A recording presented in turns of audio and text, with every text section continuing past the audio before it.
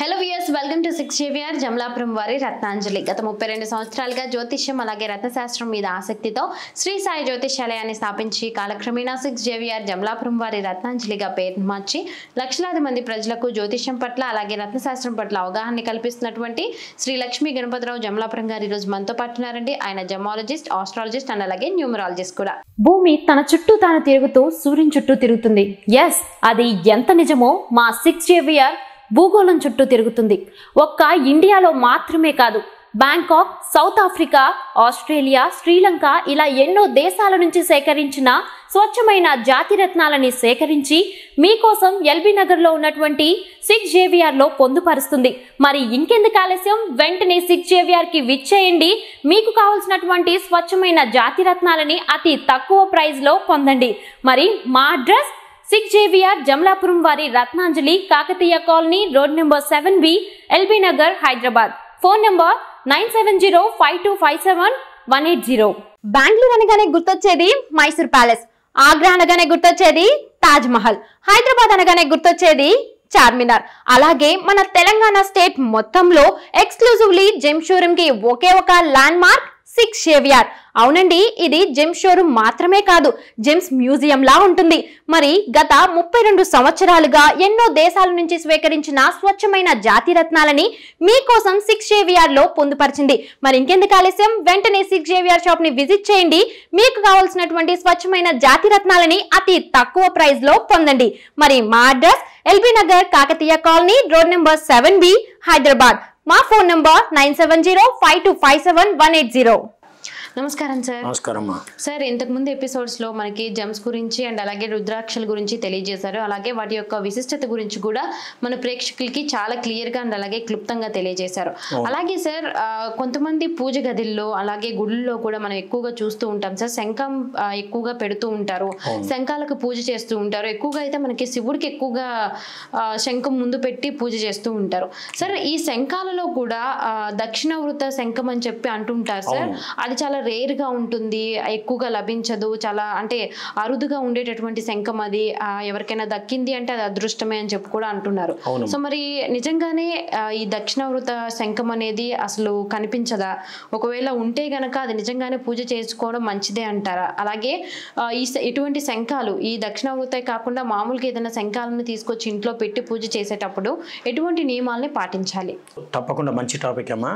ఎందుకంటే ఇప్పుడు రత్నాల గురించి కానీ లేకపోతే రుద్రాక్షల గురించి కానీ చాలామందికి అవగాహన ఉంటుంది కాబట్టి వాటి గురించి అడుగుతూ ఉంటారు. ఈ శంఖముల గురించి అంటే ఇవి చాలా రేర్గా వస్తుంటాయి.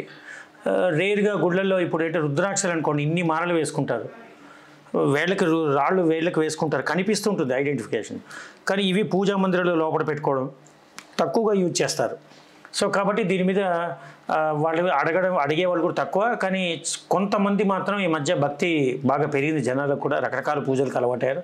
సరే మేము కూడా శంఖం పెట్టుకోవాలి, పెట్టుకోవచ్చా లేదా, ఇంట్లో పెట్టుకుంటే అరిష్టాలట కదా, పెట్టుకోకూడదట, దానికి పెద్ద నియమాలు మడిలు ఉంటాయట కదా అని రకరకాల అంటే ఒక భయాందోళనలు ప్రజల్లో ఉన్నాయి దానివల్ల. అయితే దాని గురించి ఇప్పుడు నేను చెప్తాను. మీరు ఇంకోటి ఏమైనా అడిగారంటే అంటే దక్షిణావృత శంఖము అంటే ఏంటో కూడా తెలియని వాళ్ళు కొంతమంది ఉన్నారు. దక్షిణావృత శంఖము అనేది ఏ సందర్భంలో వచ్చింది అంటే, ఈ దేవతలు రాక్షసులు ఇద్దరూ కలిసి ఈ ఆదిశేషువుని అంటే పర్వతరాజునికి చుట్టుకుని సముద్రాన్ని మర్దన చేస్తారు.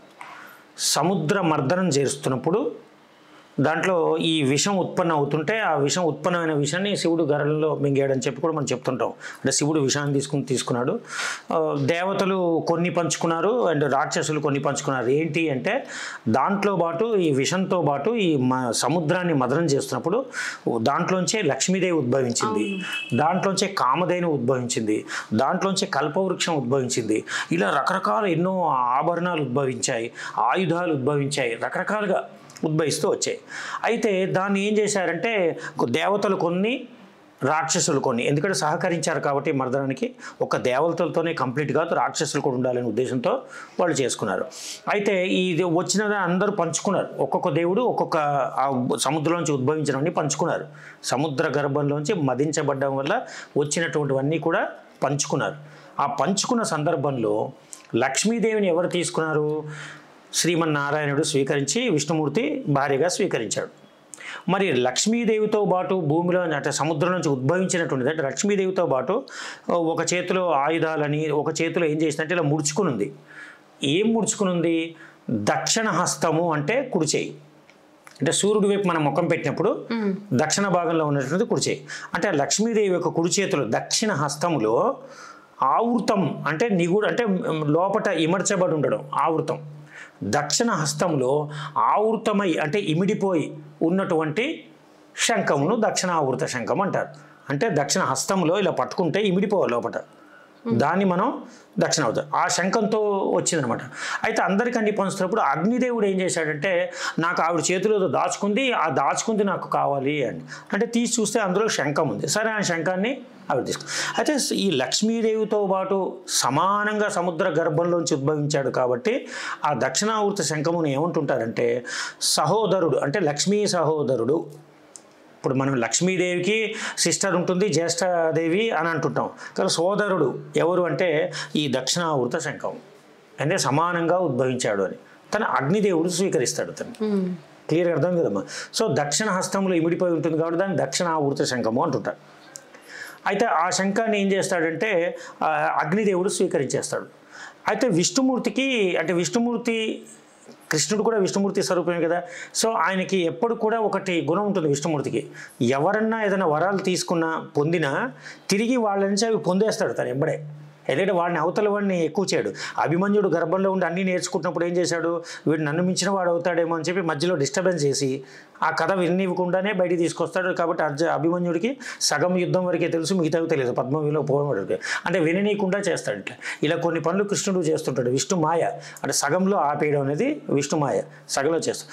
అలాగే మళ్ళీ అతనికి ఇచ్చినటువంటి దాన్ని ఎలా తీసేసుకోవాలి అని అది మళ్ళీ ఏం చేస్తాడు ప్లాన్ చేసి శ్రీకృష్ణుడు అవతారం ఎత్తినప్పుడు విష్ణుమూర్తి ఈ అరణ్యమును దహించాల్సిన పరిస్థితి ఏర్పడుతుంది. కాండవ దహనం అంటుంటారు.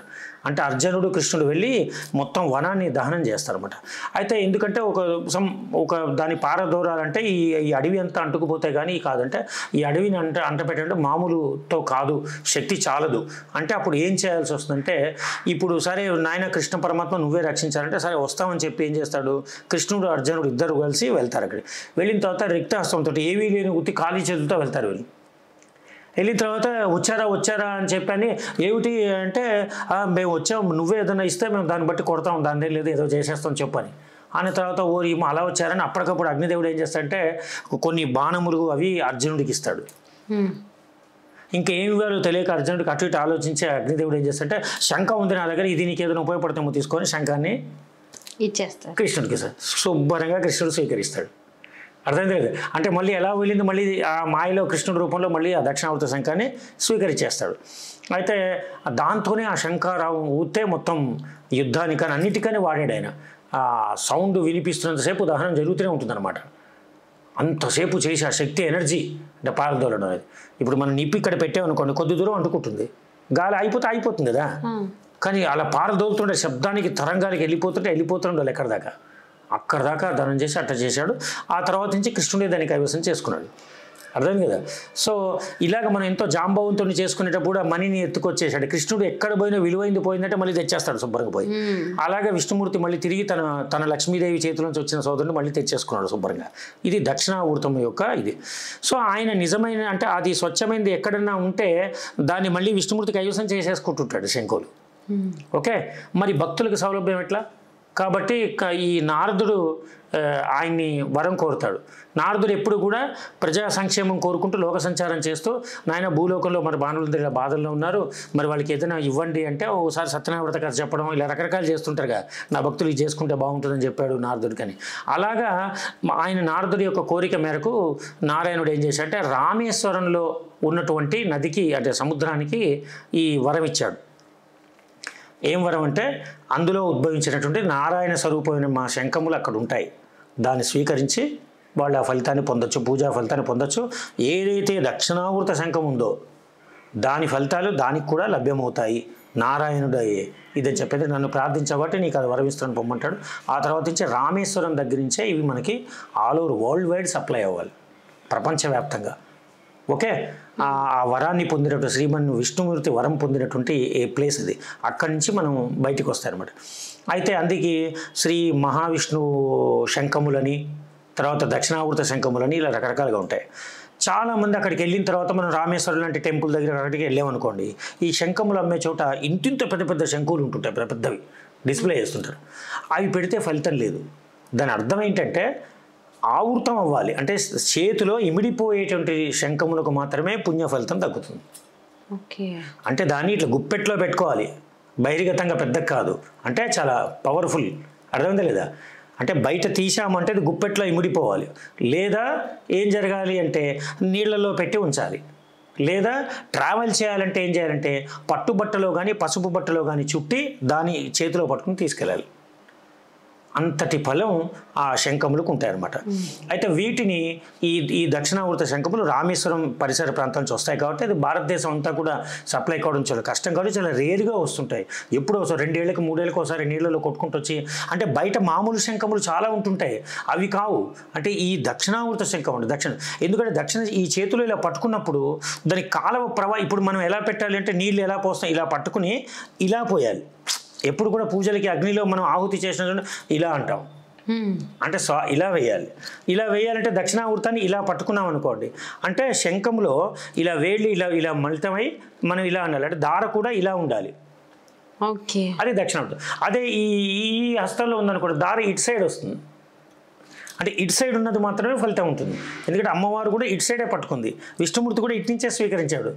అర్థమైందా లేదా? సో కాబట్టి అది ఆ విష్ణు స్వరూపమైన శంఖంలో కాబట్టి ఆ ఫలితం ఉంటుంది. కాబట్టి దక్షిణ హస్తంలో ఇమిడిపోయి ఇలా ఉండేటటువంటి కదా. సో ఎప్పుడు శంఖముని ఇలా బోర్లించి పెట్టకూడదు, పెట్టుకుంటే ఆ పవర్ అంతా భూమాత గుంజేసుకుంటుంది మళ్ళీ. సో కాబట్టి ఎప్పుడు శంఖముని పెట్టినా ఇలా పెట్టాలి. దాని భూమికి మ్యాగ్నెటిజం ఉంటుంది కాబట్టి ఒక ఎత్తైన దాని మీద పెట్టాలి. తర్వాత దీని అగ్నితత్వం దెబ్బతినకుండా ఉండడం కోసం ఒక వెండి గిన్నె మీద కానీ, లేకపోతే బంగారు వెండి మీద కానీ, లేకపోతే పంచలోహలతో చేసినట్టు దాని లోహం దాని మీద స్టాండ్ లాంటి దాని మీద పెట్టాలి. ఇది పెట్టేటువంటి విధానం ఏమా. సో ఇది ఈ యొక్క వృత్తాంతం, అంటే ఎవరు ఎట్లా వచ్చింది లక్ష్మీ దక్షిణావృతం పేరు ఎందుకు వచ్చింది, అది రామేశ్వరంలో దొరుకుతుంది. అక్కడి నుంచి రావడం చాలా రేరుగా వస్తుంటాయి, తక్కువగా ఉంటాయి. శంఖములు అంటే పెద్ద పెద్దవి ఏదో కొనండి. అయితే దానికి ఏం చెప్పాడు, ఆలయములలో ఉన్నటువంటి శంఖములు మాత్రం జానెడు ఉండాలి అని చెప్పారు. అన్ని రకాల పురాణాల్లో కూడా వీటి గురించి వివరించడం జరిగింది. ఆ పురాణాల్లో కూడా ఏమని చెప్పారంటే జానెడు కానీ జానెడు కంటే ఎక్కువగా ఉన్నది దేవాలయంలో ఉండాలి. గృహమునందు ఉండాలంటే మాత్రం హస్తమునందు ఇమిడిపోయినట్టు ఉండాలి. ఓకేమా. నేను కొన్ని శంఖములు నేను చూపిస్తాను శాంపుల్, అంటే చేతిలో ఇమిడిపోయేటట్టు, అది చూదురు కానీ. ఓకే,